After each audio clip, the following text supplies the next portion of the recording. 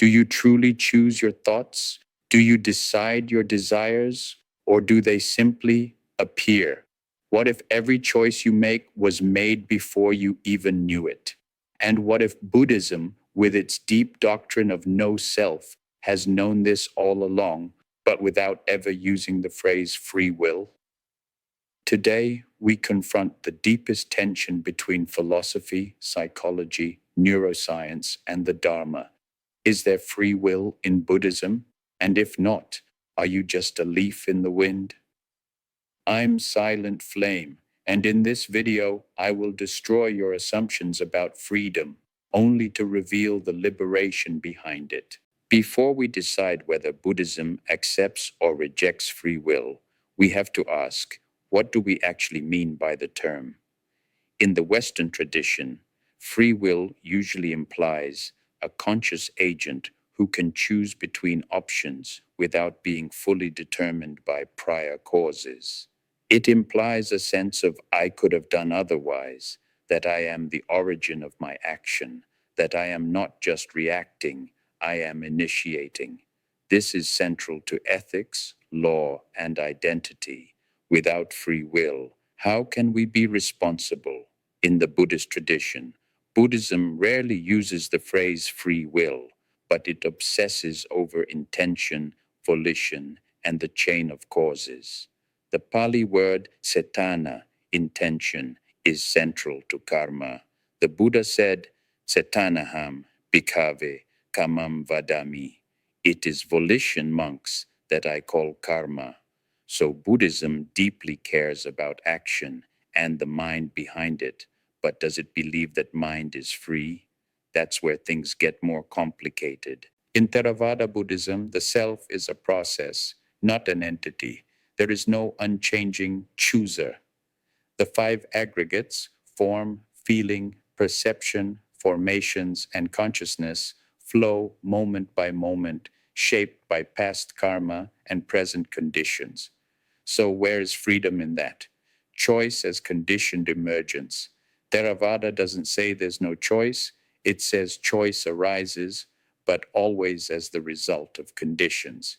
You choose because of memory, mood, habit, genetics, culture, and even your moment of hesitation was shaped by previous hesitations. But here's the key: freedom is not the absence of causes, it's the presence of wisdom. Freedom equals clarity in the chain. When mindfulness is present, you can see the arising of thought, craving, and reaction.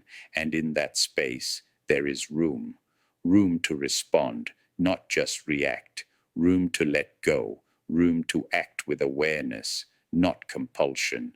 This is a very different kind of freedom. It's not about doing what you want. It's about seeing how wanting itself arises and choosing whether to obey it. In the Anguttara Nikaya, the Buddha says, monks, there is free initiative, there is effort, there is energy. That sounds like free will, but the full context is subtle. He's saying that intention matters, but not that there is a permanent chooser behind it. Even the will arises from causes. It's not a sovereign king, it's a servant of conditions. So is there free will or not? In Theravada, there is choice, there is agency, but it is impermanent, it is conditioned. It is not yours in the way you think. In other words, there is will, but not self-ownership. And that's the paradox we'll keep exploring. If Theravada softens the idea of a chooser, Mahāyāna obliterates it. In Madhyamaka philosophy, Nagarjuna makes it clear, nothing possesses intrinsic nature, nothing arises independently, nothing acts from itself. That includes your decisions. From this view, there is no fixed agent, there is no isolated act. All events, including choice, arise interdependently. Shunyata and agency. Shunyata, emptiness, means that even the will is empty. It does not originate from a separate self.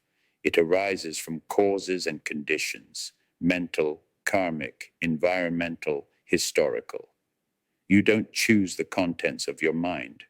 You are not the author of your options, and you are not even the chooser. You are the field in which choice appears. So are we robots?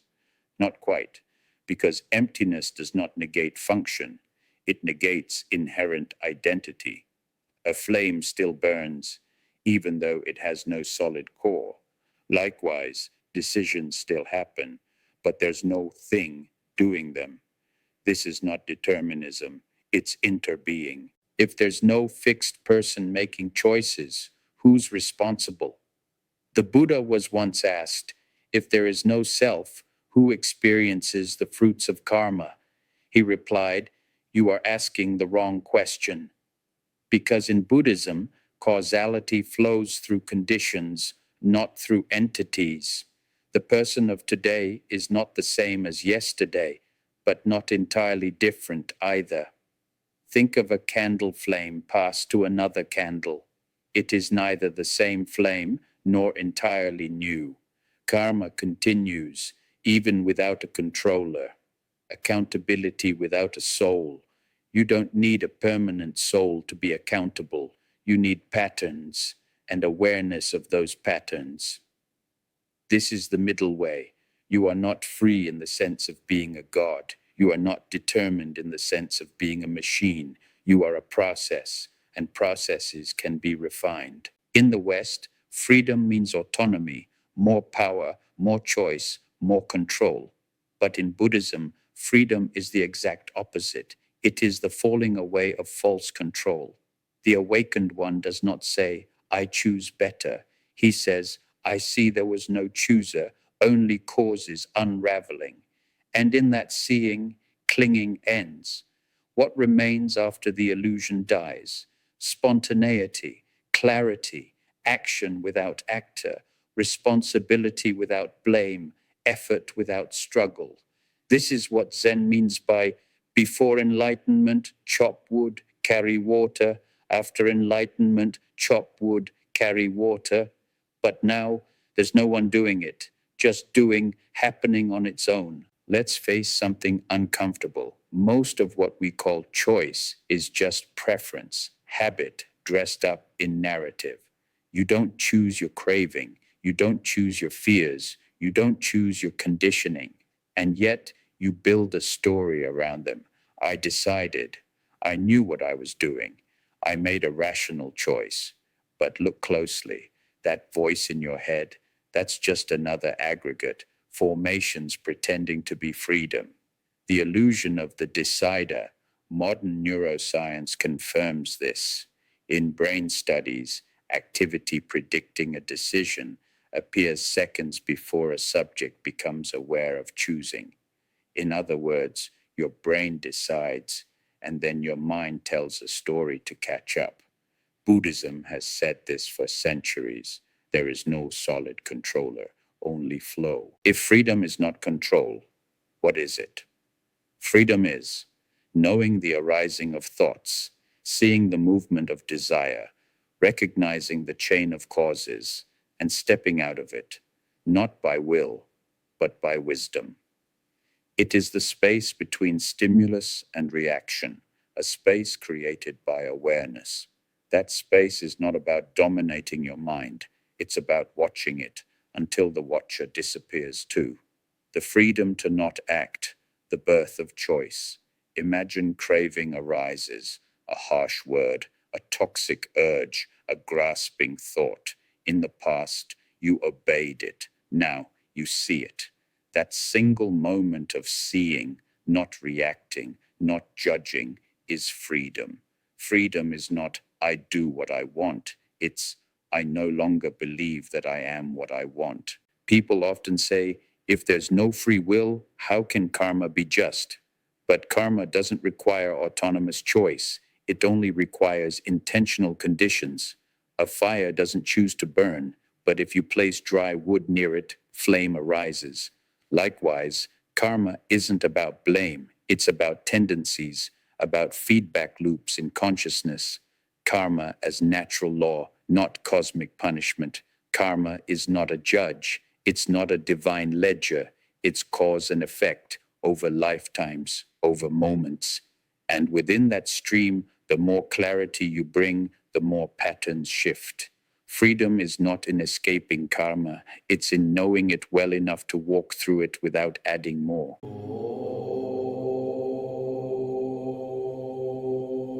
Write your questions in the comments. You give me a like and a follow. I'll give you an answer.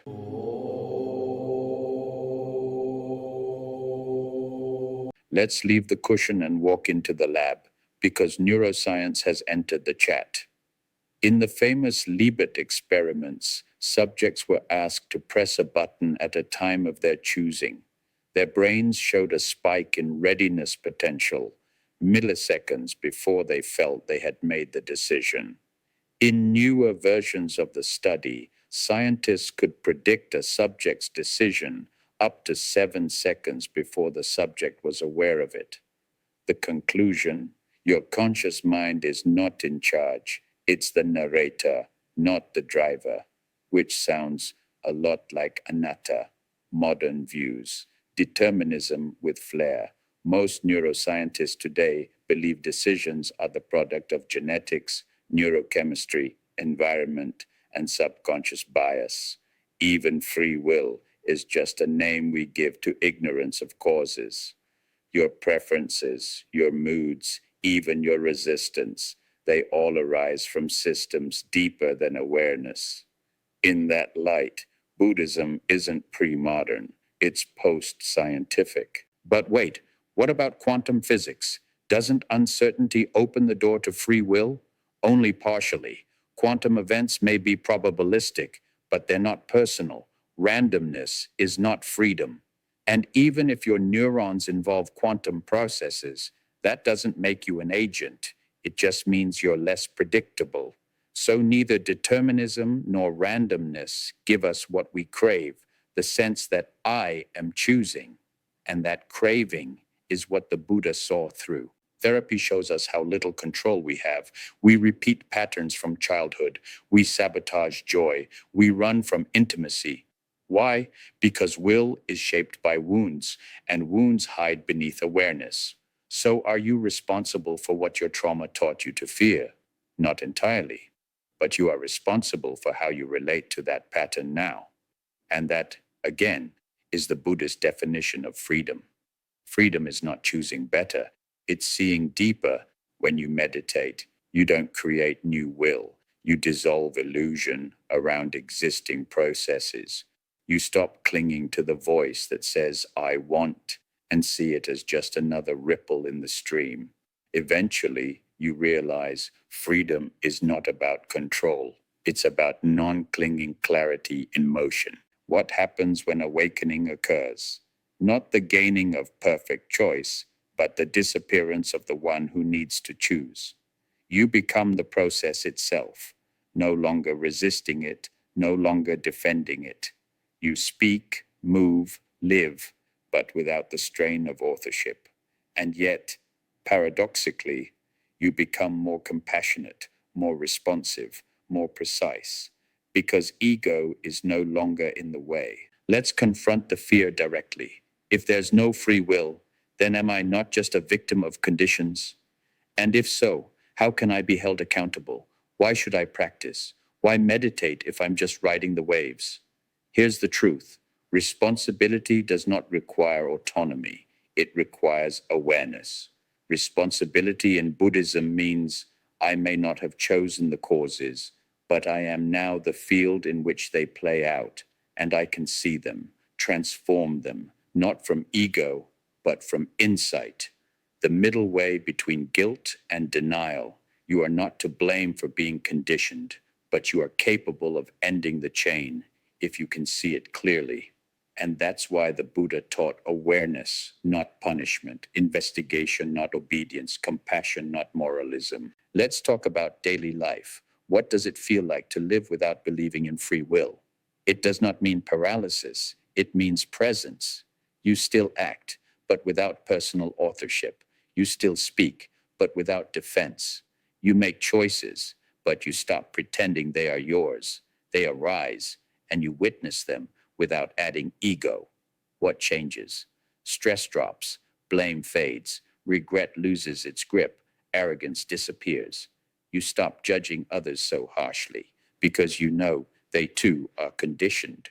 And in that understanding, compassion becomes natural. A master archer releases an arrow. He doesn't think, he doesn't try, he becomes the shot.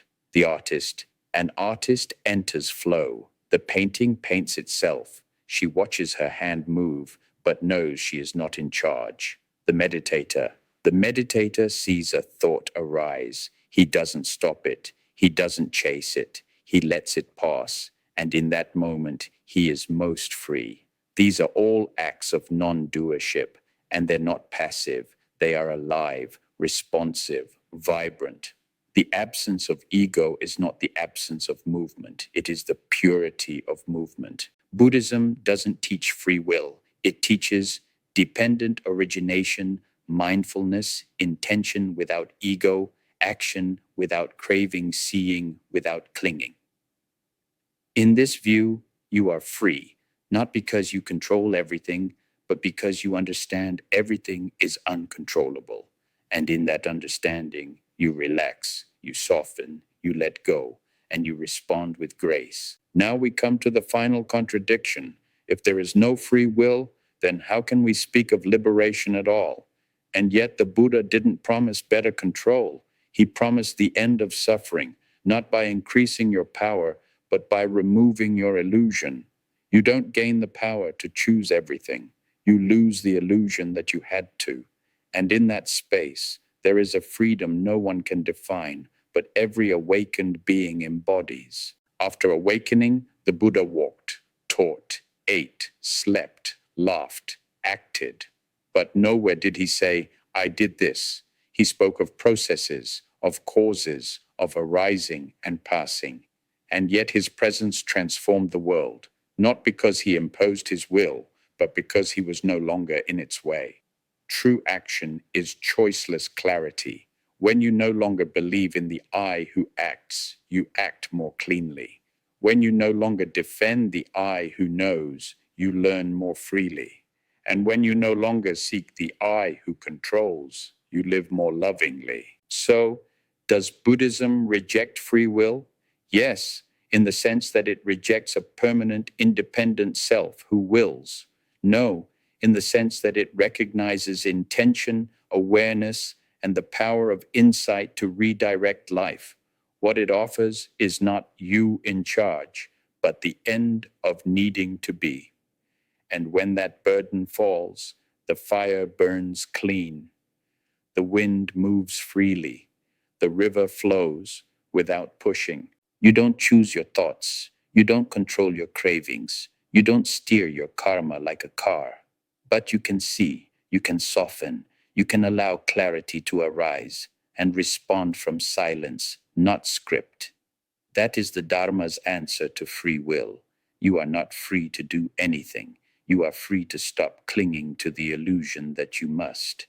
I'm silent flame, and I believe this. The deepest freedom is not in choosing your life, but in awakening within it. Let go of authorship. Let go of resistance. Let go of the story. There is no one choosing, and yet here you are, hearing, breathing, capable of compassion. Comment below. What would you do if you no longer believed you had to decide?